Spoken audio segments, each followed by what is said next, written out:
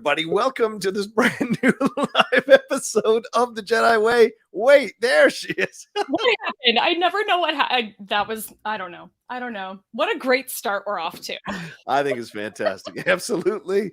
Welcome, everybody, to this live episode of the Jedi Way. We appreciate you all joining us live. We've got a lot of fun here talking about the best of Star Wars in 2022 and also what we're looking forward to in 2023. And we're opening the doors up to a live Q&A. So as we go along throughout the show, please send in your questions about the greatest franchise ever from a galaxy far, far away. Send in your questions, send your thoughts and comments. We'll address them as we go along through the show as well. But let's introduce ourselves first. I am the Outlaw John Rocha, joined as always by my better half on this show here, Laura Kelly. How are you, Laura? I am doing amazing, John. We are like most of the country. We've got a massive blizzard rolling in. Whoa. And so we're just kind of hunkering down here in Chicago and waiting for it. Should be a lot of fun. But for right now, I'm kind of enjoying a quiet night in, hanging out with all of you. There it is. That's right. And speaking of hanging out with all of us, please remember to hit a like on this video as we go along. We would appreciate that, as well as we jump into all these subjects here dealing with the world of Star Wars. And always remember the Streamlabs and the Super Chats are always open. So if you want to send in some support, maybe for the show now or for the whole year of programming that we've brought you, from reviews to these live shows to the pre-recorded shows, all the stuff we do here on the Jedi Way, would really appreciate y'all sending in some love and support, either Super Chat form or Streamlabs form. You see that's there on the screen. It's also pinned in the chat as well. Well, Laura, you've created a fantastic rundown that we're going to jump into here and talk about. So let's not waste any time. We got a lot of stuff to get into. Where would you like to start, or should I start with this breaking news synopsis stuff? What do you feel? Why don't we start with this breaking news? Lay it on me. All right, so we've got this just broke just a few hours ago, a couple hours ago here, and I'm taking this off Star Wars News Net.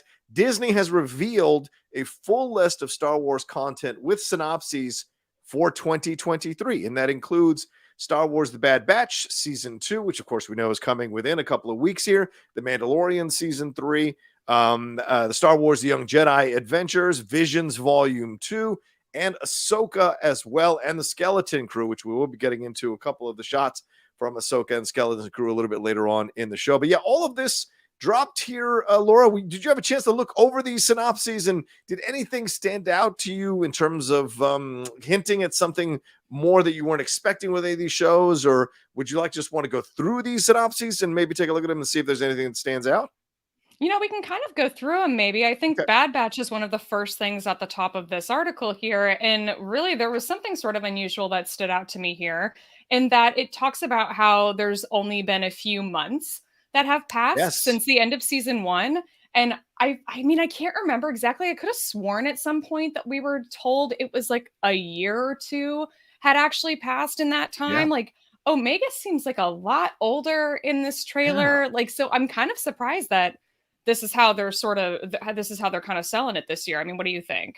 Yeah, what do you think about that? Yeah, I mean, it's kind of fascinating, right? Because I mean, is it a fast aging droid? I thought it was a little bit slower aging droid. So now if she's a clone rather, and so now if she's getting older this quickly, months and months, is there a peak here? Is there a top? What are we leading to if she can grow this fast? And look, I get it. There are growth spurts. Laura, you're a tall woman. I'm sure you went through a growth spurt at a young age and you were like, what the hell's going on? So I wonder if maybe this is in essence like a growth spurt thing to get people to connect with her character even more as a young adult. I wonder.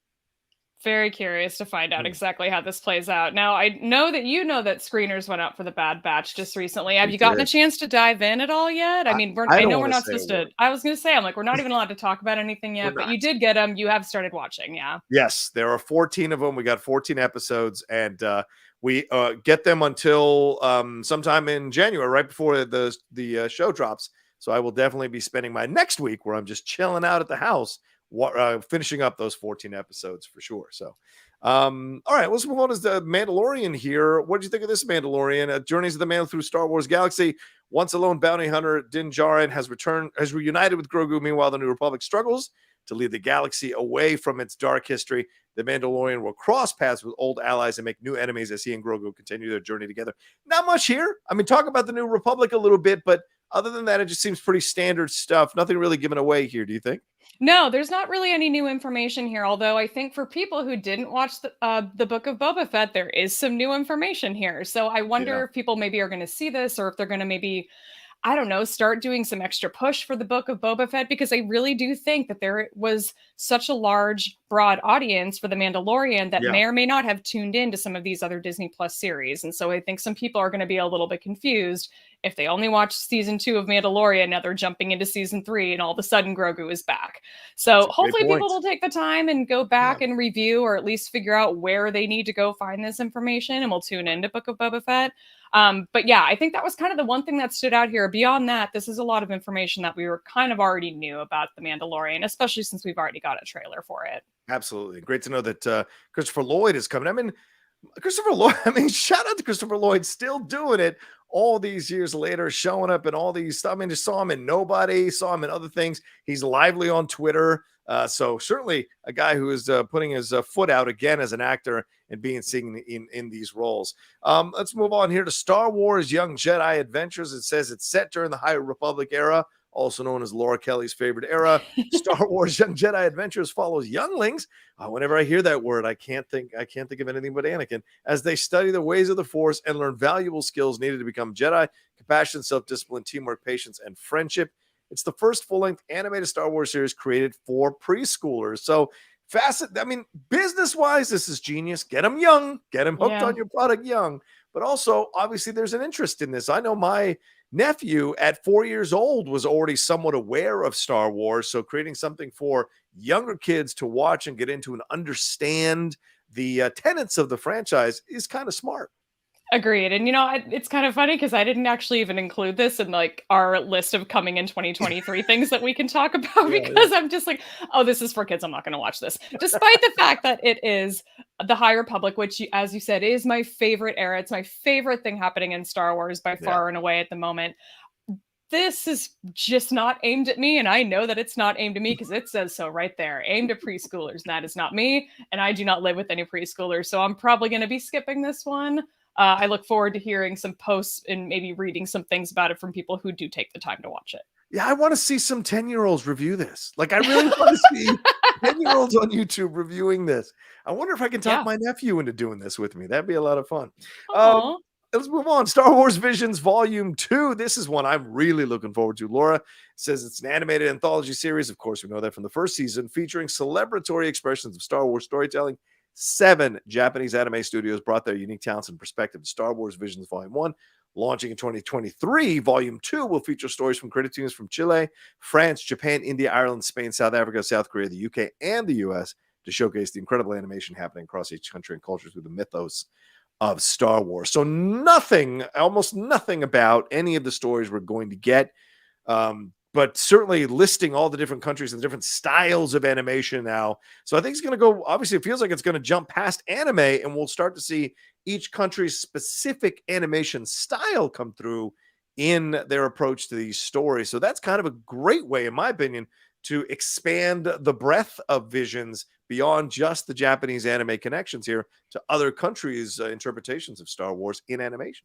Exactly. I'm looking forward to getting some different animation styles. I mean, even Mm, just in the one season that we had all these Japanese studios, and we all of them were sort of categorized as anime, there were different styles of yeah, anime that were yeah. displayed in that first season, which was just fantastic. So I imagine this is going to be an even more broad depth of different types of animation styles that we get to Mm. see, and I'm really excited for that. One other thing I noticed, and I can't remember because now I should have looked this up. I can't remember how many episodes were in season 1 of Visions, but I don't think it was 10. And there Mm. are 10 countries listed here Oh, in this interesting. synopsis. So I wonder if we're going to be getting maybe a larger number of episodes than we got with Volume 1.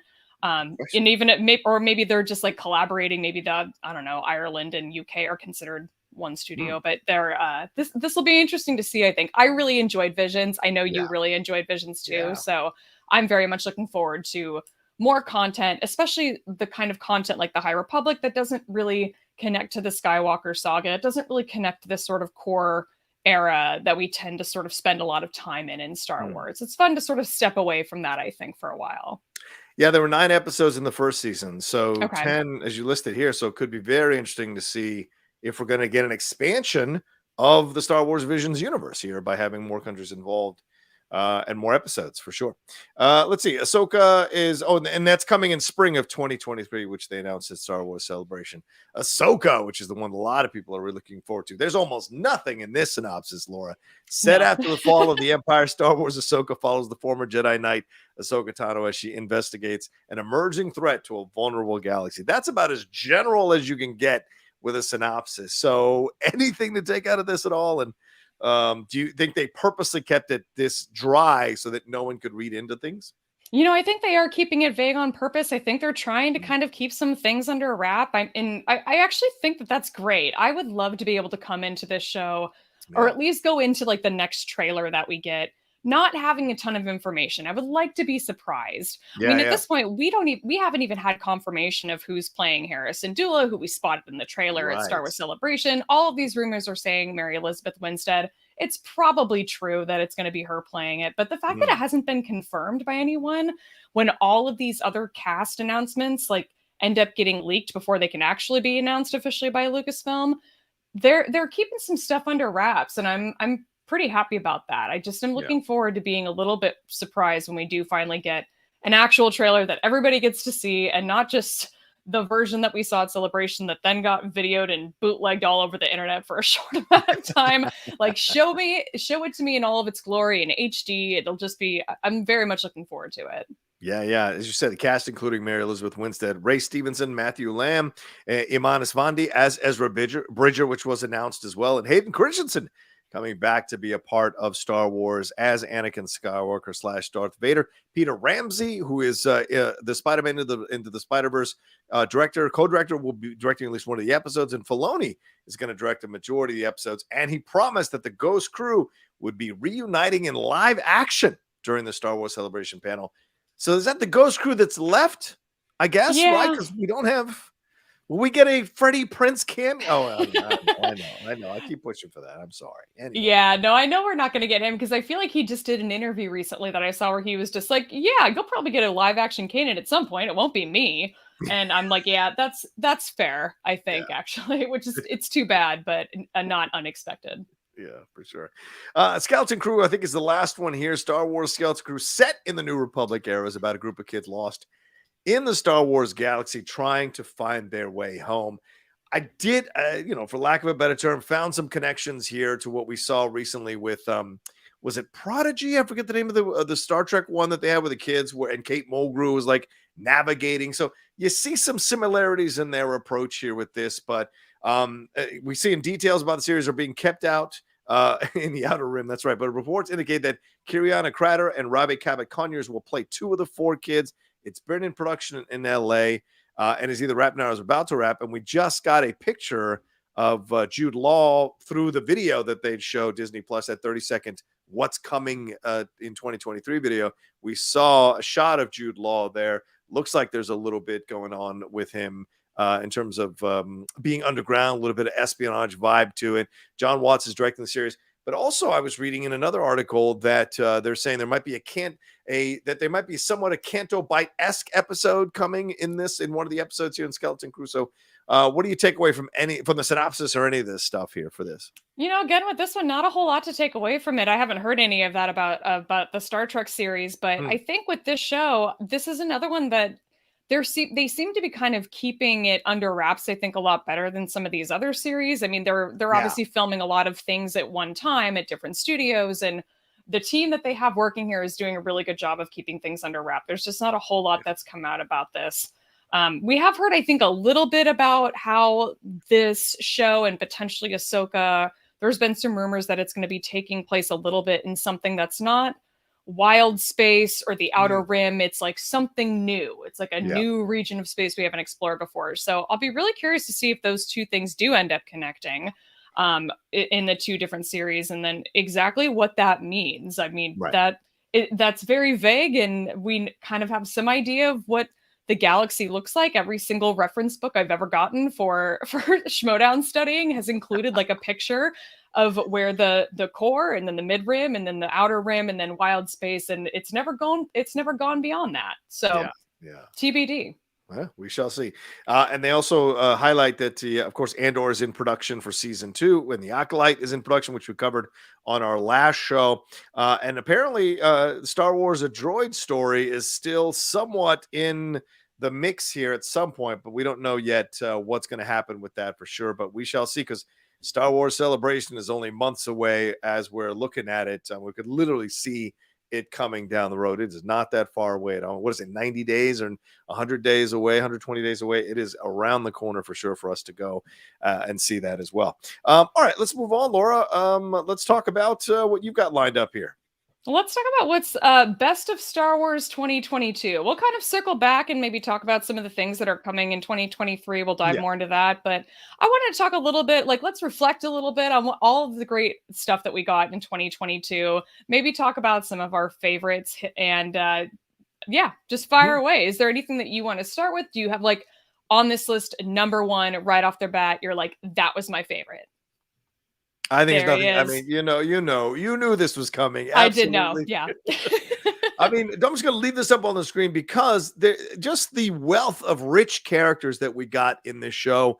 For me, this is the best thing we've had since Empire Strikes Back. Diego Luna was just on the Sith Council with Christian Harloff in a 25-minute interview, revealing what the process was like, talking real in depth about his journey coming back to the show. And now that the show is over, how people have reacted to the show. But look, I mean, Cyril Karn, you've got Luthen, you've got Mon Mothma, you've got Bix, you've got Deidre, all the characters here, Cinta, you've got, and of course, Forrest Whitaker coming back to reprise his role there. All of it just works so well to get me back into love, or get me to see a Star Wars we've never seen before. Ryan Johnson did an interview today. It's going around the circle talking about how everyone thinks the serious stuff is really Star Wars. It's not. And I understand that. I just think for me, this works. You can have your Ewoks. Give me this. And I was really happy to have this. And I enjoyed the hell out of this from episode to episode to episode. It really challenged me and kind of pushed the genre of Star Wars, the franchise of Star Wars a little farther out. And felt like for an older fan like me, it was nice to see a grittier approach, a darker approach, dare I say, like a grayer Jedi approach to this whole thing, even though not one lightsaber was turned on. So it's a nice balance, because clearly they're not going to walk away. We just talked about a preschool show, so they're not going to walk away from the younger approach to Star Wars, from the more of the action adventure oriented vibe with the sarcasm and the tongue firmly planted in the cheek stuff, because that is essential Star Wars. I Love You, I Know is so classic. You can't take that away. You got to have that. But by the other side, you've got to also show what it would actually be like, because audiences want that as a part of the Star Wars franchise as well. So yeah, for me, Andor is absolutely number one. I mean, that's a good point. The fact that they, made the effort and pushed the genre, or, kind of pushed Star Wars into a new genre, Yeah. is really awesome. It's really cool that we actually got to step away from everything that we know about Star Wars, which has mostly been brought to us in recent years. A lot of it has been brought to us by Dave Filoni and in the sequel trilogy, and it's kind of all been it seems like it's been a sort of small pool, and now we're just growing beyond that, and there's nothing wrong with that. And like, some of these things are for some people and some of them aren't. The young High Republic show, probably not for me, but who knows? I might get surprised, and I'm ready to be surprised too. But it is no surprise actually at all that Andor was your number one of 2022. Yeah, it's true. That's true. What was your number one of 2022 here, Laura? Looking back at all the stuff we got so many films, TV shows, books, animated series. Like, what stood out to you? The High Republic is the thing that stood out for me. So that's the great thing though about 2022 and how it all lined up, was that we had the very end of phase 1 of the High Republic start at the beginning of 2022. So Starlight Beacon falls at the very end in the Fallen Star of the book that came out right around January 2022. Right. Around that, we got the advanced reader copy a couple of weeks ahead of time, and I had COVID over Christmas, and so you best believe that book is what kept me company while I hunkered down and isolated in my room for X number of days. So that book will have a special place in my heart for a long time. But The Fallen Star, the novel by Claudia Gray, was the last adult novel of phase 1 of the High Republic, is so emotional. It's so moving. It's such a great story. I mean, all of it, we built up all of these characters over the course of 3 waves of this first phase of the High Republic. Yeah. And it just all came to such an amazing culmination in that novel. And I just absolutely loved it. The audiobook in particular is just so well done. So that was the High Republic, I think, is my thing for 2022, because at that point, when I learned that we were going to be jumping back in time and I wasn't going to get to find out what happens next after the fall of Starlight Beacon, I was legitimately annoyed, and to the point of being angry, because all I wanted was to know what happens next. We kind of left it on a cliffhanger, and I just need to know, where do we go from here? And I knew that I was going to be singing a different tune when phase 2 dropped and we got all of the next content that was set 150 years before phase 1. And man, it is, phase 2 is so great. It's still so great. I'm already sad that in 2023, like May 2023 is when I think phase 2 ends. Yeah. And then we've got a break. And I'm like, I'm already dreading it. It just started. And I'm like, no, but I already, now there are new characters that I love and I want to spend more time with them. And we can hold off on phase 3 if you want. But it's just, it's going to be the High Republic just yanking my emotional heartstrings until it's done. That's really all there is to it. It's incredibly smart of Star Wars, right? Just to completely walk into a whole new era, create all these new characters, have them echo stuff that we know from the past Star Wars stuff, but create and forge whole new paths, and to have you connect to these characters and their different sensibilities and their different approaches to the world of Star Wars within the world of Star Wars. It was so great to see that, and so many people gravitated to it. And so eventually, as people have been saying and clamoring for, moving away from the Skywalkers, as the High Republic gets more and more entrenched, I think eventually we will be seeing more of the live action stuff come and match the stuff from High Republic. Because obviously we're getting animated shows, but people want more, want that live action stuff. So we will certainly see that down the road as the hunger for it grows. And, you know, certainly what you were expressing here, how much you enjoyed phase 1 and you're enjoying phase 2, just speaks volumes about the kind of work and the craftsmanship that's going into creating this entire world, new world in Star Wars for people to dive into. It's so smart. It's amazing. And with, especially with the High Republic, it started with just 5 authors, and now it's expanded in phase 2. There are, like, I think now we're up to 9 or 10 authors that are contributing to it. Yeah. So as they grow the pool and bring in more voices, I think it can only just get better from here. So I'm very excited to see where we ultimately end up at the end of phase 1, and then where we pick back up in phase 3, which I think is supposed to start at the end of 2023. So I'm pumped about that. I want to hit maybe it's not like your favorite, but maybe it's like an honorable mention, second favorite, just another thing that you really were living for in 2023 when it comes to Star Wars. Well, 2022, sorry. When it happened, I was absolutely living for this when it happened, for sure. I mean, do I think the series was a little bit unbalanced overall? Yes. Do I wish they had given the series the and/or treatment in terms of the amount of time and length that we had? Yes. But in the end, no matter what my reservations were about it, the Obi-Wan Kenobi series was so fun to see Ewan McGregor back as Obi-Wan, to see Hayden Christensen, even though we only got really his face for just that last episode. It was great to see that energy back. The young Leia thing really worked for me, which I did not anticipate that it was going to work for me.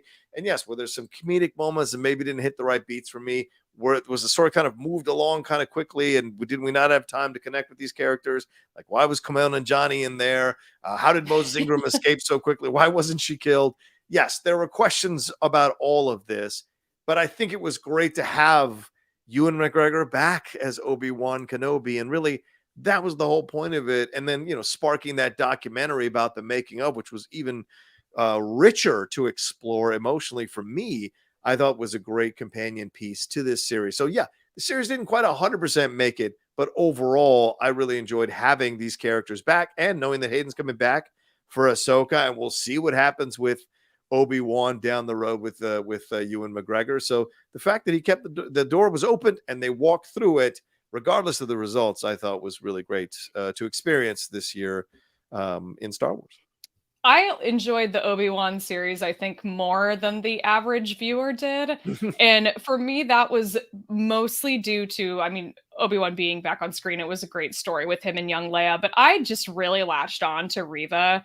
I Right. really enjoyed her as a character. I loved Moses Ingram in the role. I just thought like I was rereading all of my notes as we were Hmm. reviewing the series leading up to tonight. And I forgot how much her story just stuck with me. And Yeah. I'm a sucker for a redemption story, so it kind of checks out, but I really enjoyed her as a character. I really wish we could find out more Yeah. where she ultimately ends up, given that she did end up surviving the series. I mean, I think a Yes. lot of people did kind of predict like there's no way she's getting out of this. Yeah. And they surprised us. And so I just would like to learn more. Yeah. So I'm hoping that they'll bring her story back at some point, even if it's not on screen, if it's like a novel or a comic, like I'm here for all of that. Yeah. So fingers crossed that it's the subject is broached again. I mean, they talked about I know Ewan McGregor enjoyed coming back and returning to this role. He's talked about how he would be open to a season two. Yeah. I'd be sort of curious to hear Disney's take on that, since I don't know if the show got as good of a reception as they probably would have hoped, especially since so many people for decades have been clamoring for Ewan to come back and play the role again. So I don't know. I think that I'll be disappointed in terms of, finding out someday that we're probably not going to ever get another Obi-Wan continuation series. But hopefully maybe getting Reva's story, her continuing story in a different form. I would Yeah. be all for her. I think that's a great point you bring up about Reva. Certainly, you want to see more. And look, it's not like Star Wars doesn't have the tendency to go back and kind of fill in the blank spaces like they did with Clone Wars for the prequel trilogy. So there's possibilities to maybe explore that, maybe in an animated format or another format here, as you said, novel wise, to kind of find out more about what's going on with Reva and turn her into one of the characters that people actually really enjoyed. People forget. People hated Ahsoka initially, and then eventually came around on Ahsoka and loved her. So there's certainly possibilities there. And I wonder if maybe they're just going to wait for Ewan to get a little bit older. And then we're going to get the kind of older looking Obi-Wan that fits naturally where he's at age wise, and the young adult Luke in some way, or the teenage Luke in some way, where the old man has little to no contact, but is still around in some way. So who knows down the road after it dies down, because certainly people are going to go back and revisit it and probably going to defend it and write articles defending the Obi-Wan Kenobi series as we are further and further away from it. The nostalgia will grow, as it usually does with Star Wars stuff. So it wouldn't surprise me at all. What's your kind of honorable mention or second favorite here from the year, Laura? Or was that it? I really would like to go back at some point and revisit the Book of Boba Fett, because there were so many highlights that we got in that series. Mhm. I mean, I know that like by the end of it, everybody was just like, well, this show is now The Mandalorian. It's not the Book of Boba Fett anymore. So what happened here? I totally understand that criticism. I didn't mind that they did that. I enjoyed it overall. But I mean, when you think back to like that episode, I think it was episode 2, where the whole story was all about Boba's time with the Tusken Yeah. Raiders Yeah. and how they sort of dove into like that Tusken culture and him sort of becoming part of their world. Mhm. And ultimately what happened with them, we kind of don't know. They sort of left, I think, some of the story of some of the Tuscans open-ended. So Yeah. like I just would like to go. That's another thing I would like to go back and visit. And I do hope that we get a second chapter, if you will, in the Book of Boba Fett, because I would like to see more with Fennec Shand. I would like to see more with him. I would like to see them go to some next new town and Yeah. have a whole nother story. And maybe they bring the moped gang. Maybe they don't. I don't know. But I mean, the fact that think about how that show gave us Yeah. it made us all rethink the Tusken Raiders as a species. Yes. 100%. It gave us the new and improved deep fake Luke Skywalker. We Yes. had Din Djarin and Grogu reunite. We had Luke Skywalker and Ahsoka Tano on screen in the same scene, Yeah. talking together. Yeah. I mean, the way my brain exploded, like when I saw that, and then I just like fell apart and burst into tears. Like that show gave us so many amazing things. So I would like to go back and revisit it. I think maybe it premiered in 2021, but it did continue on, I believe, Yeah. through 2022. But it's been a while since I've even given it really any thought until I was Mhm. sitting down to make this list. And I just think that show was so strong and might end up being another one where there's some nostalgia that grows for it. Maybe we'll have a break kind of at some point between series, and people will maybe go back and revisit things then. Yeah. But it's one I certainly would like to revisit. I mean, think about like seeing live action Cad Bane. I think that was like a prediction that you made Yeah. that we Yeah. would see a live action Cad Bane. I was like, no, you're crazy. I'm like, they're not going to bring an alien like that to life. Like that would be nuts. It'd be so much work. And then they did it, and then they killed him. And then they killed him, right? Exactly. And we also got Cobb Vanth, didn't we, in this series? Yes, Yeah, yes. which was so cool to see here. The guy who took his armor and then coming to get his armor back, and the back and forth that they have in that one episode, because it had been kind of a shame that we only had him in one episode of The Mandalorian in season 2. So it was nice to see him back as well, being a part of the Star Wars franchise. I mean, Timothy Olyphant is such a fantastic actor. It's a crime and a half that we only get like one episode sporadically to spend time with that character of Cobb Vanth, which we hope we'll have more time down the road, maybe. I don't know, but it was great to see it in Book of Boba Fett. Agreed. I miss Cobb Vanth, and I didn't realize how much I missed Cobb Vanth until we got more of him. That dude could carry his own series. I'm convinced. Yes, He could 100%. totally do it. It would be so. I'm like, think about this character, this random character they plucked out of a trilogy, a book series, and threw him into this show. I'm like, God, there's so many characters I wish that they would do that with, but this one in particular just worked so well. It's so in his wheelhouse, having led Deadwood, having led Justified. Stepping into this role is just like stepping into a bunch of a pair of old boots that fit so well on you. I think he'd be fantastic leading a series and seeing what you can do with a character like Cobb Vanth. You could explore, I don't know, George did all the stuff with trade federations in the prequel trilogy. Would be very interesting to see a Cobb Vanth leading the town as kind of the politician of the town while also being the sheriff of the town. What could that entail? Could be some interesting new ground to explore there with Star Wars, for sure. If you get the right writer, the right showrunner, could be much more interesting than you anticipate for this character. I want to move to this one for me, Laura. I mean, I could not believe. Oh, this is a better picture here. I could not believe how much I enjoyed Tales of the Jedi. I saw the trailer and I was like, okay, this looks cool, and they're bringing in Dooku. Like, what are we doing with this? And the way they were able to expand even more of the story of Ahsoka Tano, introducing us to her parents, seeing her navigate the future there, getting, seeing that scene with Anakin training with the clones, and how that ends up playing or connecting to season 7 of Clone Wars there. And then also seeing her at the funeral for Padme and talking there to Bail Organa, and then what that leads to later on, almost being like this Ronin samurai who's hiding out. I don't want any trouble, and then having to eventually use her Jedi abilities here to get them out of a situation and going toe to toe with a Inquisitor and taking care of business. And then Dooku on the other side, seeing more of his fall from grace, getting that fleshed out a little bit more. No offense to Christopher Lee, but this is my favorite Dooku. I loved seeing this guy. I wanted to see more of this guy. I really connected to this guy. We meet people who sometimes we go, why would you go to this side? You were like this when you were younger. Why, as you get older, did you go to this side? Why? So we have those questions. And I think these 3 episodes in Tales of the Jedi for Dooku really did a great job of fleshing that out more. We had Yaddle, we had Qui-Gon there, seeing them kind of go on a mission, then Qui-Gon later, and the conversations about Anakin. So much here that I thought was really fun to explore with Ahsoka and with Dooku. Agreed. I really enjoyed Tales of the Jedi, and I'm really glad that they did it. And I don't want to say it flew under the radar, because it kind of didn't. It just happened so fast. Yeah. Like, they drop all 6 of the episodes. They're each only about 10 to 15 minutes long. It just was there and gone so quickly. And I really kind of hope that they will bring it back and maybe do more. Maybe they do different characters. I don't know. But I would watch more Dooku and more Ahsoka, so they could even keep it all kind of as is, and I would be back for volume 2 of Tales of the Jedi.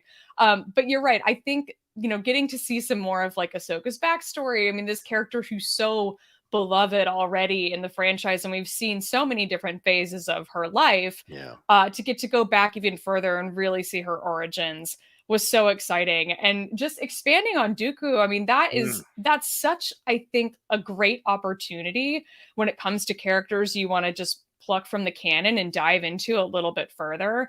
And they started to a little bit with that, with the audio original, the audio drama that they Well, did yeah. of Dooku Jedi Lost, which is fantastic. People who are like stoked about Dooku and his story, like, need to go and listen to that because it's really, really, really, really good. But it also focuses a lot on some of the side characters in his Mm. life. And this Tales of the Jedi really spent a lot of time focusing, very clearly on him, Yeah. which was, I think, a great advantage because it did give us some amazing story content. I mean, the tragedy of Yeah. him, like this with Yaddle and with Palpatine, that whole scene is maybe a top 5 favorite scene in any Star Wars from 2022. Like anything, live or animated, that scene is in my top 5, I would say, because it's just so well acted voiceover wise.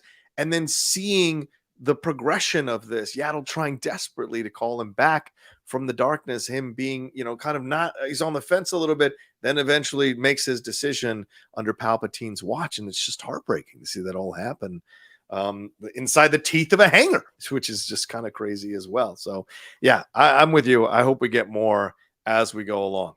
What about you, Laura? What's your next one you want to jump into here? I want to give one more shout out for Okay. 2022 for Star Wars Celebration because Oh, it yeah. had been so long since we had been all together in one area, all the Star Wars fans gathering in one place to get to experience these things all together in one room, one arena, and I just missed that Yeah. so much. I missed being among my people. And it was just the best long weekend, I think, of my entire year, of all of 2022. It was the best time. I would go back and relive that over and over again if I had the energy to do so. I don't. So it's good that it's not like that. But that's, kind of brings me to 2023 and one of the things I'm most excited for, which is, in fact, Star Wars Celebration Europe. That's right. That's right. We will both be there. And as you guys are watching this live, I have submitted our podcast to Star Wars Celebration to see if we can host a live show on their stage, on the HoloNet stage, and see hopefully that we can do that and have guests come out. I don't know if they're going to approve it because I'm sure everybody with a Star Wars podcast or show is applying. But hopefully we will get approved and then we can start booking guests and figuring out what the content of the show is going to be. But very much looking forward to being there I mean, I love being in London, but being there in London to celebrate Star Wars is going to be a lot of fun for sure. I mean, how crazy is this journey? It's just mind blowing. 2015, Christian comes to me and goes, "Hey man, do you want to just kind of co-host this Star Wars podcast with me?" And 7 years later, I'm going to London to go to a celebration to be a part of it and hopefully hosting a show at it, which will be insane. So, yeah, I agree with you. It was so much fun being there. I did it. We were still kind of hesitant about COVID, so I only went to certain panels. We both got to sit on a panel separately, which I thought was really great of an experience talking about the things that we both were interested in on the panel there, and also got to walk around and see everybody, the incredible cosplay and the just overall vibe and the feeling, having that big star or was it the X-wing it was the TIE fighter there in the middle of the convention center, so you could like take pictures in front of it, seeing I got Star Wars fudge, for God's sakes. I mean, there was so much there to enjoy and have fun with that it was great to feel that vibe again, because it's different from Comic-Con. It is different from Comic-Con when you walk the floor to Star Wars. There's just a little bit more of that energy there of people excited about the thing that they are talking about, and the different artists that find new and interesting ways to expand the franchise with their artwork. I mean, it's seeing that feudal Japan samurai Star Wars stuff. I was going insane in that booth, looking at all the stuff that they had there. So there's so much to explore, and the panels themselves were great. Harrison Ford walking on stage with John Williams and Kathleen Kennedy. That whole like slamming of worlds there for Indy. Even though we were at Star Wars, was still an awesome thing to experience. And seeing the trailers, seeing the different footage that we were able to get ahead of time from everybody else, all of that was just great. And yes, you're right, hanging out and seeing your friends as well reconnecting with some of the people in the Star Wars universe. Some people we haven't, like, I'd never seen Gold Leader in person until I went to Star Wars Celebration. I got to hang out with him for a little bit, which was fun. And me and you kind of finally got to see each other in person and hang out, have a fun little lunch there as well. So it was just great to be there, and the vibe was perfect. You know? It really was. It really was. And obviously, yes, the after parties are a big part of it too. Everything that happens after Celebration is also just a never-ending party. It's just the best. Oh, I can't wait. I can't wait. It's going to be London, so it's going to be expensive, but it's going to be fun. It is for sure. Well, let's take a quick break here, because I think that's everything that we wanted to cover here. The best of 2022. We'll take a quick break, and we will jump into the Star Wars Celebration, or what we're looking forward to here in 2023. Works for me. All right, that's just for me for the podcast. So let's move on, Laura, here to 2023. What do we got? We've got a bunch of stuff coming in 2023, and starting right away in January, we've got the Bad Batch season 2. So we've talked about it a little bit. We've talked about how Omega is going to be a sort of different age. We've gotten the screeners. We can't dive into too much because we've seen some stuff. So we can move on from it from now if you want. Is there anything you want to add on the Bad Batch? Just that, get ready, because it's not what you think it's going to be, even though it's got a lot of the elements from season 1. There are some really interesting new ways they're taking the Bad Batch season 2, and I wonder how people are going to react to it. I know I just gave you an AHSOKA synopsis, but that's what I feel like, because I can't say anything because we're not allowed to say anything. So I'm going to generalize and say that I'm very interested in how people are going to respond to the chances they're taking in season 2 with the Bad Batch. I think that's all I can say. No, that's fair enough, I think. So maybe we talk a little bit more about The Mandalorian season 3 and what we can expect starting in March. The fact that we're going to be having some overlap with the Bad Batch and with The Mandalorian. March is going to be a very busy time for all of us. We're not just going to be getting ready for Star Wars Celebration and getting ready to travel overseas. We're going to have 2 shows we're going to have to be talking about at one time. Yeah, that's going to be crazy. And certainly it's going to be fun to see where we're going here, because Din Djarin, obviously, having taken the helmet off, now we saw from that episode in the Book of Boba Fett how the armorer felt about that. He had to fight his way out, keep that sword, reunited with Grogu. So now where are we going with this? Where is it taking us?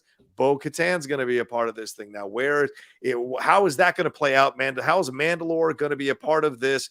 What are the political ramifications of all this? Who are going to be the guest stars? Who's going to pop up that has not been announced it's going to blow our minds to see here in the show? All of that is going to be very fascinating to explore, and people are going to be reminded of how much they love the Mandalorian.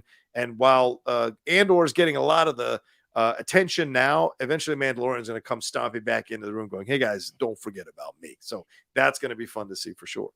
100%. And we know that Jon Favreau is going to be writing all of the episodes. He's got a couple of collaborators popping in every now and then, but I don't know if we have an official list yet of who's going to be directing each episode. But I think we have heard that like Bryce Dallas Howard will be returning for an episode. Rick Famuyiwa is going to be executive producing this season. I think it's probably a safe bet that he would pop up as a director at some point. Jon Favreau, Dave Filoni, probably very likely directing some episodes too. The one that Dave Filoni is writing, Alice and I were talking about this on Force Toast of whether or not that would maybe be the episode that incorporates Ahsoka, or will we see more of her in this series in general, since we did see her quite a bit in Book of Boba Fett. Is she going to end up maybe playing a bigger role in The Mandalorian season 3? It wasn't, the season I don't think was filming concurrently with the Ahsoka series. So it's not like Rosario needed to be in 2 places at once. Like there was a break, I believe, in between the 2 series. So I wouldn't be surprised if she shows up in this show too, especially if they're wanting to drum up even more buzz for that Ahsoka show. Ronan right here saying, I'd be shocked if Sabine Wren doesn't show up in The Mandalorian season 3. That's certainly possible, right, Laura?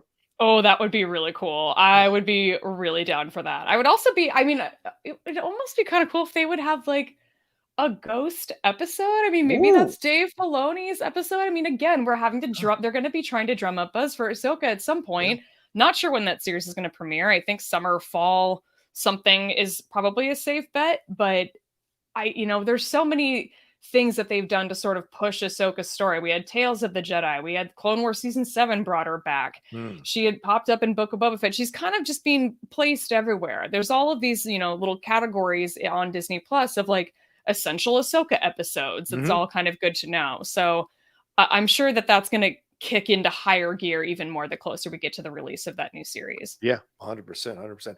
Just to remind everybody as we go along here, send in your questions, thoughts, and comments. If you want to send Streamlabs and Super Chats as we go along, that'd be great as well. We are going to do a Q&A at the end, but we kind of need your questions in order to do a Q&A. So send them in, and I will absolutely pull them up on the screen for us to answer there here towards the tail end of the episode. All right, Laura, what are we off to next? Let's talk a little bit more about Jedi Survivor, because I know you're excited for this game. I'm not going to play the game so much. I'll learn the story at some point. I'm more excited for that book that's coming out with it in March. That's Star Wars Survivor Battle Scars. But what are you most looking forward to with this game? I think where we're going with a more grizzled, older Jedi. What are we exploring here? Because Cal was about proving himself. I kind of compare it to Three Musketeers, where D'Artagnan shows up initially to want to be part of the Musketeers and has to kind of join them in the Alexander Dumas book. But then when we get to the Man in the Iron Mask, this is a more grizzled D'Artagnan. He's older now. He's been through the wars. He's possibly having an affair with the king's wife. There's more going on with him now that he's become a man. So with Cal Kestis, it feels like it's been, I think they said it's going to be like 5 years later or something. So what has he experienced? What has he gone through? Who are the new characters we're going to get in his world? What surprises are going to be around the corner? And have they improved some of the issues from the first game, from Fallen Order, the issues with the map, the issues with navigability, the issues with movement, those kinds of things? Are they going to improve on that? So hopefully they've listened to the fans and made those changes for the gameplay, because people loved it in spite of the gameplay. So that speaks volumes about how good this piece of Star Wars property actually is. So hopefully they'll make the changes, which will probably lead to a whole new set of problems, but that's the game, and that's video game. So yeah, for me, that's what I'm looking forward to as well. And do we get a love interest? Like, what goes on here? Like, do we explore that in a video game? Can you explore that in a video game? So just a lot of stuff going on in my mind as I'm thinking about this game for sure. Oops. See, I know that there were a lot of amazing characters that were created for this game. Is there anyone in particular that you're hoping to, number one, see back, but number two, is there any like maybe characters from other parts of Star Wars that you're thinking might pop up? Let me think about that. I haven't even remotely thought about that in my mind, so I don't know if there's one I'd want to see pop up in this. Yeah, I'm not even certain of like the time period we're in, so I can't even answer my own question. So. Maybe Saw? I don't know. I guess maybe Saw. I don't know if that's a possibility, but we'll see. All right, what else have we got here? Should we talk a little bit more about Ahsoka? We've kind of been we've talked a little bit about it, but again, there's not a whole lot that we know. But I mean, in terms of like Dave Filoni being the executive producer, like, correct me if I'm wrong, we haven't heard anything about who's directing, who's writing, other than we know Dave Filoni's going to be heavily involved. And Jon Favreau. Yeah.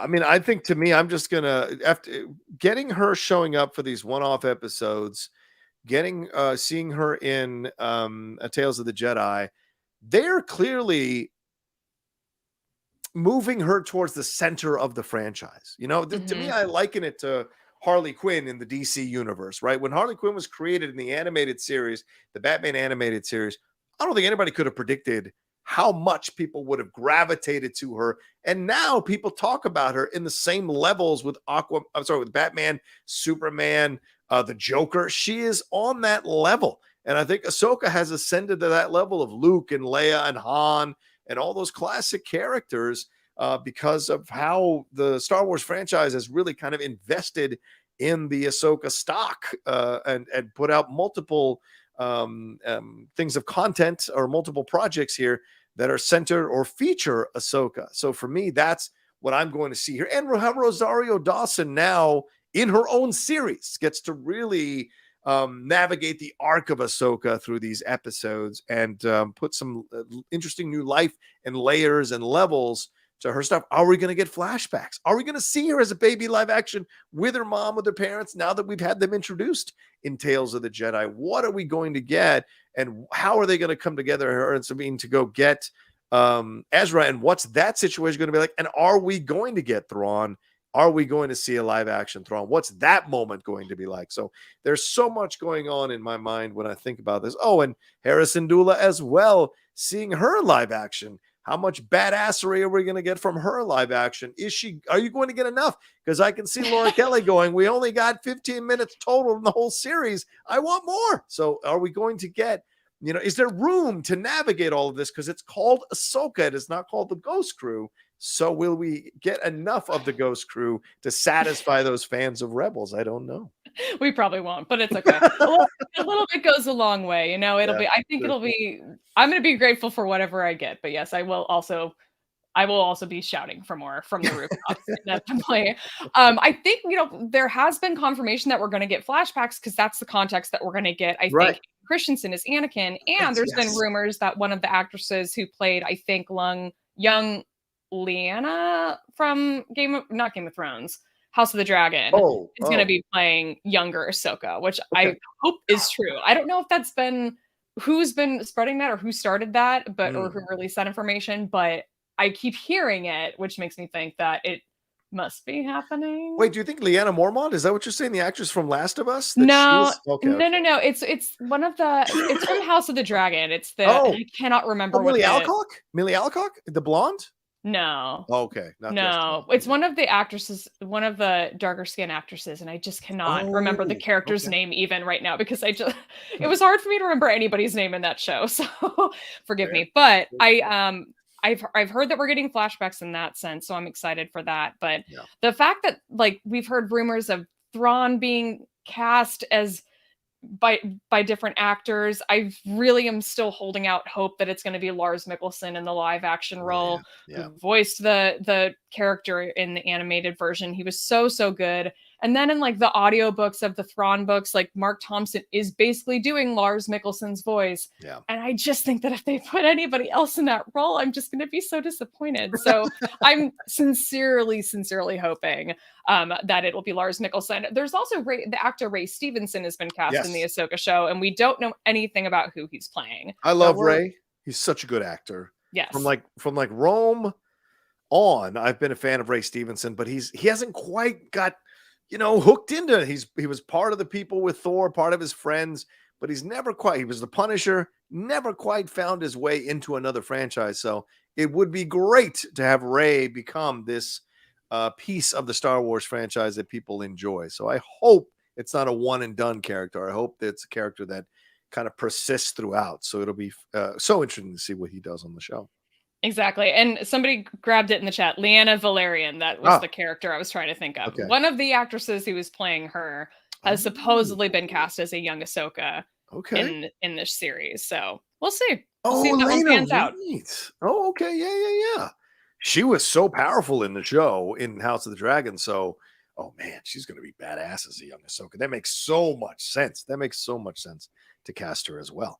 All right. What else have we got here? Skeleton Crew. You want to jump into any of that? We kind of talked about that. We've kind of covered everything I think we know about it, which is very little. So I think we can move on from that. And it might be same with Visions. I don't know if there's too much more to dive into there. No, they haven't released too much more, but certainly both of us looking forward to it, to seeing what we're going to get for sure when it comes out. But this is one on top of the other, on top of the other, Laura. It's going to be such a busy year. My God. It is. Yeah.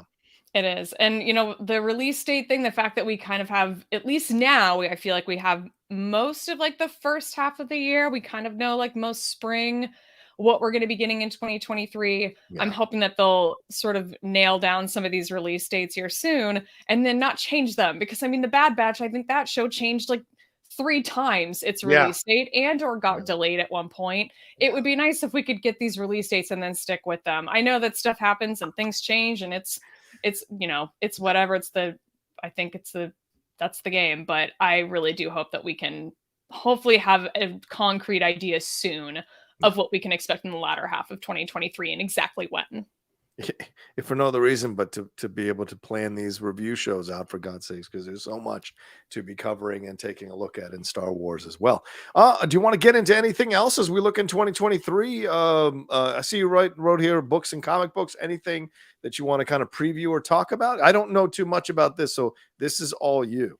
Sure. So when it comes to some of the books, there's Delilah Dawson is one of my favorite authors who writes these Star Wars novels, and she's sort of few and far between. She only has like a very few that she does, and she only kind of pops up every now and then. But she's finally, since I think the last one she did was probably Black Spire, she's finally coming back with a new novel in July called Star Wars Inquisitor: Rise of the Red Blade. Now, the character that I think that novel centers on is someone from the comics, and it's a comic series I didn't read, so I don't have any background to go off of, but I'm just really excited for Delilah Dawson to be writing Star Wars again because I really enjoy her books overall. And in terms of, that's kind of the one outside of the High Republic that I'm really, really pumped for. Everything else is pretty much firmly in the High Republic playground. The Battle of Jeddah audio drama that is set after The Path of Deceit, which is the young adult novel that came out in Phase 2 of the High Republic, and then Star Wars Convergence is the adult novel that came out in Phase 2. The Battle of Jeddah is set after those two books. So you kind of need those two books in order to appreciate the Battle of Jeddah, but it's nice because I really enjoy the audio drama format. I love when they bring in this full cast of people to play all of the characters. Battle of Jeddah is pretty quick. I think it's probably like 5 or 6 hours long, so it's not a massive time commitment. I'm almost done with it though. The advanced listener version that I got is just so good, and it just does not stop. The action is it's packed, so I'm very excited for it to come out and for me to listen to it and to be able to talk about it, because it's just amazing. And I was when I first saw the cast list, I was kind of disappointed because there are some characters from those first two novels that aren't in the new audio drama, and I was kind of sad to see that, but they'll be back. The High Republic Cataclysm comes out in April. One of the characters from Convergence will be back in that. And then Path of Vengeance is the Cavan Scott young adult novel that will close out Phase 2 of the High Republic. And I'm not sure if he's done young adult in Star Wars realm before. Maybe he has, and I'm just not remembering. But I'm really excited for that. It looks like it's picking up a little bit where Path of Deceit leaves off. So if you're into if the sort of genre of cult stuff intrigues you, there's a lot of that in Phase 2 of the High Republic, and I am just enjoying the shit out of it. So do you have to read all of it to connect it all up, or can you stay with just the adult books, or do you have to read the young adult ones to kind of connect up the stories fully and grasp what the entire universe kind of looks like in the High Republic? With Phase 2, it's kind of hard to say still, since it's still so early. I kind of think, having listened to most of Battle of Jeddah, I think you do need both Path of Deceit and Convergence in order to appreciate everything. You definitely need Convergence. But it's hard to say that you don't. Yeah, I really do think you need both, honestly. But you do not need to read Phase 1 in order to read Phase 2. You can skip Phase 1 for now if you want. Go back to it later because it is really good. But Phase 2 is set really far back. Right. You said jumps back 125 years or something? Yeah. So there's no relation except for Yoda, I think, is in both. And he's the only connecting tissue, I think. Or, well, I guess there's a couple of other characters that'll probably connect, but there's some comic series that are coming out. I haven't been keeping up with the new High Republic Phase 2 comic run yet. I need to catch up because I think the 3rd issue comes out next week. So that's a good opportunity, I think, for me to sit down and read them. But yeah, that's again, that's where I started. My 2023 all kind of revolves around the High Republic and how excited I am for all these different things that are coming. That's really my number one. So I'm excited for that. Okay. You've anything else to hit on that as we wrap up that section of the show? No, I don't think so. We can move on. Okay. Well, let's take a look at these pictures here. We got some pictures. Well, actually, let's take a quick break. We'll pause here and take another quick break, and then we'll jump into the last section of the show here. And if you want to send in your questions, thoughts, and comments, do them now, and we'll answer them there at the end of the show for sure. So let's take a quick break. All right, let's jump into the next section here of the show, and let's. I'm actually going to bring up your rundown, I think, and take a look at these pictures because I wasn't able to do a separate picture. So take this. These are really interesting. Look at the design here, Laura, for this picture, and this all comes from the 31-second video that was released from Disney Plus, talking about everything that's coming in 2023. We got to see Rosario Dawson take this hood off of herself, but look at the confidence and the strength in her face. The design of her entire look here as Ahsoka, I think, is fantastic and even better than the design we had seen before in the other shows. What do you think about this photo? I mean, I think you're right. When it comes to the design of her, especially the Montrals, her Yeah, the like her head Marshalls. tails, Yeah. they've made them longer. This is a different look than what we got in Mm, season 2 of The Mandalorian. So I think, whether they were listening to fans' criticisms or maybe this is just a scene where she doesn't have quite as much moving to do, so the yeah. the longer Montrals are acceptable in this case. I mean, they at least did defend themselves and be like, hey, she's jumping around and there's a lot of action sequences. It's kind of hard to have these things flopping around when that's happening. So I Right. get why they had them shorter in The Mandalorian season 2. It didn't bother me as much as I think it did some people. But the fact that they're a little bit longer in this is great. Because overall the look I think is really, really solid. Yeah. Yeah. What do you think about what's behind there? Where do you think she might be? Any That's thoughts? I mean, any thoughts of where? I mean, it feels almost like um yeah, Jeddah, right? Isn't that where Rogue One is set? Where Saw Gerrera is at? Isn't that the place he's on? Or am I mistaking the names? No, you're right. Jedda's right. It Yeah. would be interesting to actually see her make a pilgrimage there at some point. I'm not Hmm, sure what would bring her there, but yeah, maybe right. a little bit of those of Jeddah vibes like we saw in Rogue One. Yeah. But yeah, hard to say. I'm like, I can't even tell if like these are just rocks behind her. It almost Right. looks like there's some sort of like writing design that Yeah. kind of looks reminiscent of like some of the Sith temples and stuff we've seen. Mm, I just can't quite tell from this image, so it's hard to say. But she honestly, she just looks good. I'm really glad that we're seeing this shot in daylight. I feel like a yeah. lot of what we saw, at least in season 2 of The Mandalorian, it was very dark in her one episode that she was in. We got Yeah. her a little bit more better light in Book of Boba Fett, but Yes. I'm hoping that we can really that they keep the sort of lighting more like this, at least more consistently bright, so we can actually see everything that's I, happening. yeah, I agree with that. But I also think the look here is much more, how can I say this? It feels more real, more natural, more organic from this, Hmm. just from this shot. So you're like, this allows you to feel a little more realism when you're watching this series. Not that you need that, but it's nice to have that. And so I love that from this shot for sure. Let's move on to the skeleton crew shot. This one's a little more out of focus, which I thought was weird that they went with a little bit of an out of focus kind of shot here, but this feels very reminiscent. See the green light behind him. I get little like Obi-Wan Kenobi series vibes from this shot here when he went to that planet chasing Leia, that city chasing Leia. And so seeing him kind of, and the hands are wrapped up, there's dirt around him. What is this all? What do you think? Is he kind of going undercover? Is he pulling off a heist? What do you sense from this shot here from Jude Law and Skeleton Crew? I think that's a really good call when you talk about the sort of city planet where Hmm, Obi-Wan took place. That does have a little bit of a similar feel here. Which I'm excited about that prospect of going back there. I yeah, also am always just down to go back to Coruscant. I love that we got so much Coruscant content in Andor. And I would love to spend even more time there, especially now that this is going to be set in the New Republic era. yeah, And we really haven't spent, I don't know, maybe any time now that I'm yeah. thinking about it on Coruscant yet in this sort of post original trilogy, New Republic rising up as the new government era. So it'll be Yeah. really kind of fun to see, maybe get a feel for like what's sort of happening politically in this era, A good because point. this show is supposed to sort of be coinciding with the timeline of The Mandalorian and with Ahsoka. Neither one of those are spending a ton of time on the political landscape Hmm. of this time period. So it'd be interesting to see some of that if he is in fact on one of the city planets that we know of. Odds are he's someplace brand new we've never heard of before, which is great.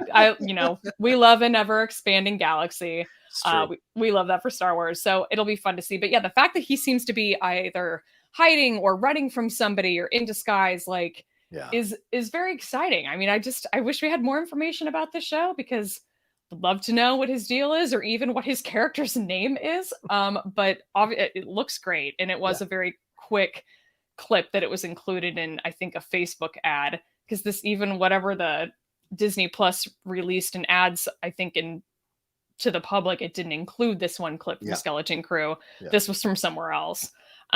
So it was very quick. Fascinating, right? Yeah. The one place she doesn't want it to be is Tatooine. I know that she doesn't want it to be. I do not want it to be Tatooine. And that Ahsoka photo, she also better not be on Tatooine. I don't want it. I've had enough. Enough sand. Ugh. Ugh. All right. Is there anything more we need to hit on your rundown here, Laura? Or No. Okay. All right. I don't see many questions in the chat, ladies and gentlemen. So we do have a Streamlab, I'm sorry, there's a few Streamlabs that came through. I apologize. I am 2FlyCam says happy holiday season to both of you. Are either of you hopeful for a Star Wars movie announcement in 2023? There's rumors, but we have yet to see a Star Wars film with a cast or director. P.S. That Wookiee and Acolyte looks awesome. Yeah, I agree. I agree with that 100%. Laura, thoughts on this? Are you hopeful for a Star Wars movie announcement in 2023? I mean, we have Star Wars Celebration right around the corner. And we have heard rumors from Rian Johnson's trilogy not being dead, Taika Waititi, Kevin Feige. Oh God, why does the name escape me? The gentleman JD Sillinger? No. Yeah, but also the gentleman who did Watchmen on HBO. Oh, I forget the guy from Lost. I forget his name right now. I got so many names in my head. But anyway, there's rumors about him pushing forward his movie. So what do you anticipate will there be an announcement in 2023? I would think Star Wars Celebration would be a likely candidate for something like that to happen, but it also feels, as much as, I mean, it's 4 months away, it still feels very fast. Especially since it's just been so up and down. I mean, Rogue Squadron's on, it's dead, it's on again.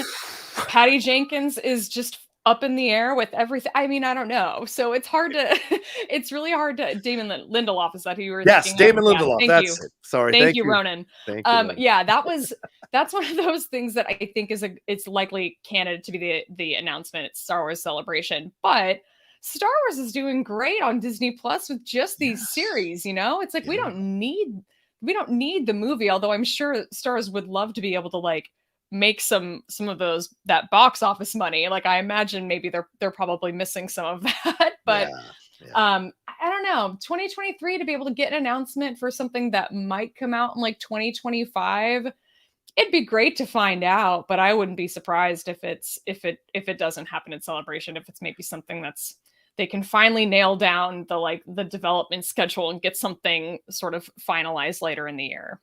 I wouldn't say anything till the first day of shooting. Like I really wouldn't say a word, because we've seen so much kind of fall apart or blow up, and so many promises and they don't come true. So you get to be a bit like, well, I believe it when I see it. That kind of reaction versus like, oh, awesome. That's where the difference lies. And especially seeing the upheaval going on now with DC, and all the people losing their jobs who are possibly going to continue playing these roles for more movies. Who knows what's going to happen with that when it all shakes out. And when we look at Star Wars here, you're absolutely right. They're doing great work on TV, on streaming. All this stuff here is so well. Now with Iger coming back, it's going to be interesting to see what he wants to do, because he's a big picture guy. He's a big event guy. Will he want, whereas Chapek was more focused on streaming and direct to consumer and gouging people out of all their money, Iger is more about earning your money, showing you stuff, and getting you to want to invest in it, wanting to go see it multiple times. So will this kind of spark Kathleen Kennedy to start focusing on where they want to go with these movies? I'll be very curious, but I do not want an announcement at Star Wars Celebration 2023 because it does feel a little too soon. And so I'd say wait until you're actually about to shoot, then make the announcement and make a big deal. But yeah, I don't know if we'll see anything just yet. And to be honest with you, they're fleshing out so much. Why rush it? What's the rush to see a Star Wars movie right now? I will say this. We had a fan come in early on in the show. She is from Spain. And she said, I don't know, I take it with a grain of salt. She's from Spain, but she says she has a friend who works on Skywalker at Skywalker Ranch. And that friend has told her that Daisy Ridley has been at Skywalker Ranch twice now in the last few weeks. So what does that mean? Oh. What could that mean? So curiouser and curiouser is the situation there. So we shall see. Let's move on to another Streamlab here. And thank you, I am 2FlyCam. We appreciate it madly. And if you want to send in your Streamlabs, the address is right there on the screen or pinned in the chat and in the description of this video as well. But do it now as we're kind of rounding out towards the end of the show here. Fred Tastic says, hey, John and Laura, I'm excited for the content we're getting from LF, but I'm wanting movies to be on the from Lucasfilm, but I'm wanting movies to be on the forefront again. What and when do you believe is the next movie to be released? Have a wonderful holiday time. Yeah, well, it's an interesting way to kind of approach this question, even though we just answered it. What would you want to see a movie focus on if they were going to make an announcement, Laura? What would be a movie you'd want to see? Ooh, that's hard to say. Right? Yeah, I'm like, the fact that we sort of had the synopsis of Rogue Squadron, or a very brief one, of like, it's going to be pilots set after the sequel trilogy. That's all we knew. Right. And that's all well and good. I'm down for a pilot story, I guess, now and then. It's not like my number one thing that I absolutely need to see.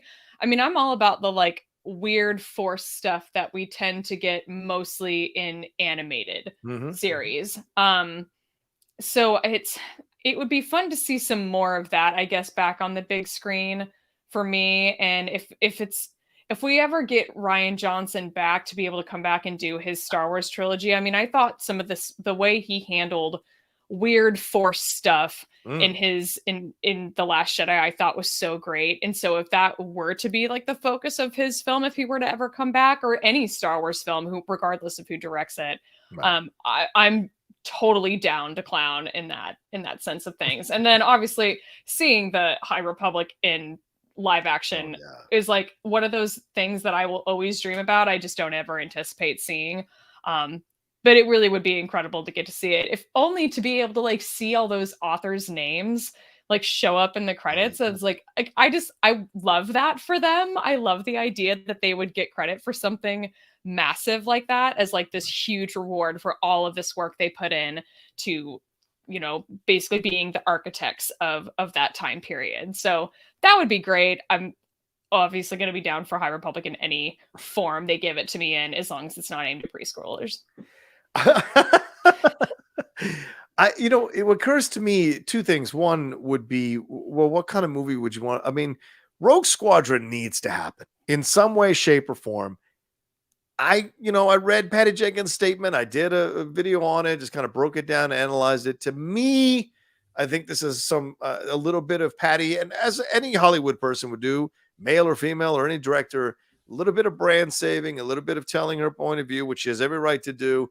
And I think we are going to move off of that and with Patty. So let's get this going. I saw some people suggesting, because I know Gina Carano was rumored to have been the person before all that stuff happened with her.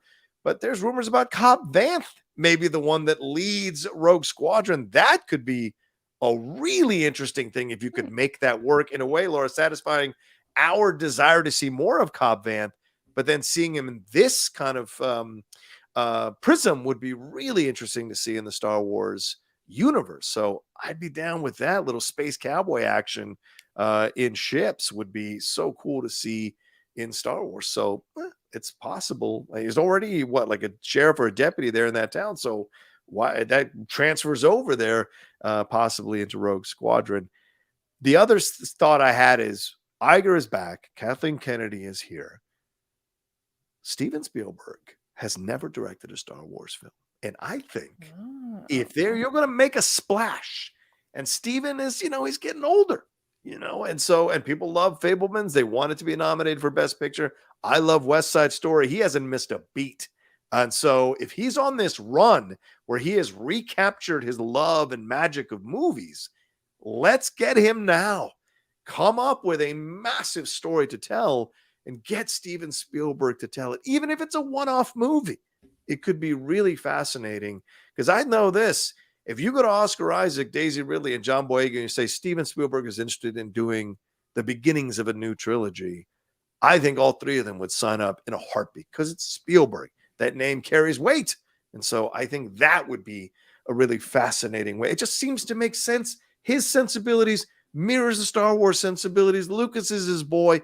It just makes all kinds of sense to have them come together and deliver a fantastic Star Wars film that gets people back in love with what these Star Wars films can do after the sequel trilogy, for the most part, didn't really kind of hit the target as hard as people wanted it to. So just throwing it out there.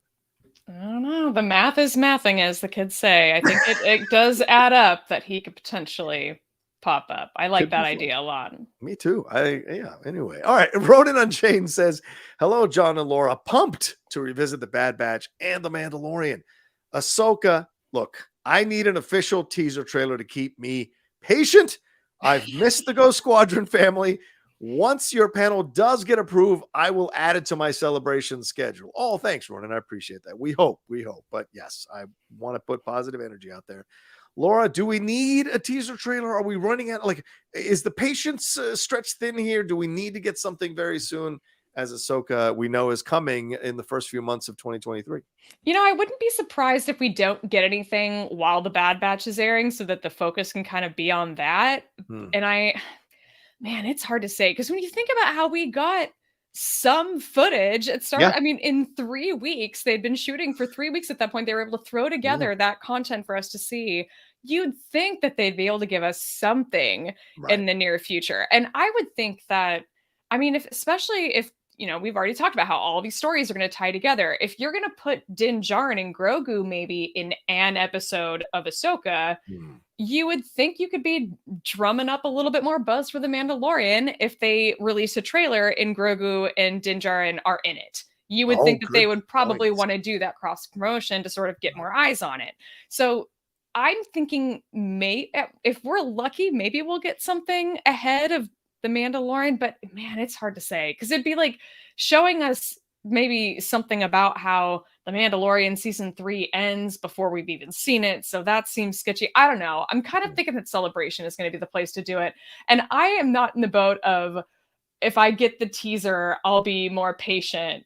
I will not be more patient. I will be screaming from the top of my lungs every day until we can actually see the series. So I'm like, if they're going to hold off and wait, I kind of get it. Yeah, it's true. That's true. And for me, it'd be great to see it and kind of see the movements in live action, the locations we're going, that kind of stuff, what we're doing with these characters. I'd be 100% down to see a teaser trailer, but I kind of like waiting around because it feels like we're going to get so much in 2023. Let's take it slow, take our time. Let's savor these things first before we're moving off to the next thing, because we're already having Mandalorian and Bad Batch crossover, and we don't know yet 100% where the release dates are for some of these other projects in 2023. So will they be crossing over as well? So just a lot of questions. And Star Wars Celebration too. I have an idea. Okay. I just had an idea. What if at the end of The Mandalorian season 3, because remember in season 2 they teased Book of Boba Fett. Yes, what if we get a post-credit scene teasing Ahsoka? There you go. Boom. That might be the way to go. That makes all the sense in the world. Absolutely. Jordan Jackson here with Jordan Jackson with a super chat here. Ahsoka might be special. Tin hat theory, not mine. All Mando timeline shows heading to some kind of 90s Heir to the Empire Timothy Zahn book adaptation. Have you read it? Huh? Have you read it? Yeah. I haven't. Oh, really? No, I haven't read any Legends books. So. Oh, yeah. Fair enough. I mean, there's a lot. I mean, walking in, you're like, where do I even start? In that kind of situation. But that could be really, really interesting if they went that route. But they'd have to adjust some stuff in those books and certainly pick and choose what they wanted to use. But look, Marvel did that with Civil War and with the Infinity Gauntlet storyline. So there's possibilities certainly within the Disney tent to have people come in and take a look at Heir to the Empire and figure out how to kind of translate that over into 2022 sensibilities and beyond, and what we are kind of looking forward to as an audience in Star Wars. Now Star Wars has changed. So could be very interesting for sure. If it's heading in that direction, Jordan, I would be very curious, and you'd have to have the right person in charge who would understand how to disseminate that information and compile it together in a new format that would work and respect the heir of the empire stuff while also bringing some new stuff in from what we're seeing here for sure, especially with Thrawn. My God, that could be really, really interesting. George says, I'm just saying, think about it. Yes, I'm actually going to think, absolutely. I have wondered if, like, whatever this beyond space, whatever region Yeah. this sort of Ahsoka stuff is heading in, if that is going to be some sort of alternative timeline option. Yeah. And that Heir to the Empire could potentially tie in if they were to want to go in that Yeah. direction. I kind of don't see that being the case of them branching off into different timelines the way that, like, the MCU sort of has, but Mhm. it would be an option if they want to go that way. If you get the Man, right storyteller that wants to push that envelope that way, could happen. they introduce different universes and stuff. Wow, that could be fascinating. People will rebel, but it could be genius if you do it right. JJ says, this is our last one, I think. Ahsoka might be. Oh, she already said that. So JJ already sent it in as a Streamline Band and Super Chat. All right. Thank you, JJ. Appreciate it, Jordan Jackson. Pretty awesome stuff. So there you go. That's our questions. I've looked on the Twitter. No one has submitted any extra new ones. So let's wrap it up there. I think a good 80-minute show. Thank you all so much for joining us. We appreciate it madly. All the love you've given the show as we've grown and done more episodes, as we've taken some hiatuses because we've gotten so many shows to review on Star Wars. All of that, we really appreciate you all sticking around, and so many of you saying how much you love enjoying the show when it does come back, when we do drop episodes, means a lot for sure. Laura Kelly, another fun year doing the show with you. Just thanks for taking the chance to go on this journey, and it's been so much fun to talk about with you because I respect your opinions on Star Wars so much. So it's great to navigate all of this with you and have a good guide through some of the stuff that I don't watch or don't read, like those comic books, like the High Republic stuff, which I promise I will get into. So thanks so much for doing that. Where can they find you and everything you got going on? Well, thank you so much, John. That the feeling is mutual. I really appreciate it. So this has been quite a journey, and I'm excited to wrap up another year and see what is available for us in 2023. It's going to be a good time. If people want to follow me on Twitter, you can do so at @shutup_Laura. That is my handle on Instagram too. I keep saying it, but one day I am going to get better about posting on Instagram more often. The show that I host with my friend Alice is called Forced Toast, Star Wars Happy Hour, and on this past episode, we broke down the entire plot of Convergence. So if you do want to read or listen to the audio drama, but you don't have time to sit and read the book, you can listen to our less than an hour breakdown where we go through the entire plot in our very silly kind of drunken way. If you want to listen to it in a not drunken way, I talked about Convergence for like 2 hours with Sal Perales from Rogue Rebels fam. So I've got that link to that show posted in my Twitter as well. I'm all about the High Republic. So anytime anybody invites me, I'm going to say yes to that invite to talk about it. That's awesome. That's awesome. As for me, you can always follow me at The Rocha Says on Twitter, Instagram, and TikTok, The Outlaw Nation on Twitch. And more than anything else, please subscribe to the channel down below. We hit our goal early this year of getting past 25,000 subscribers, and now we're marching towards 30,000, 40,000, and 50,000 and beyond. So come aboard this train, subscribe down below, hit that bell button so you see when we're dropping all the content we do on here, not just the Jedi Way, but the Hot Mic, the Geek Buddies, my solo stuff.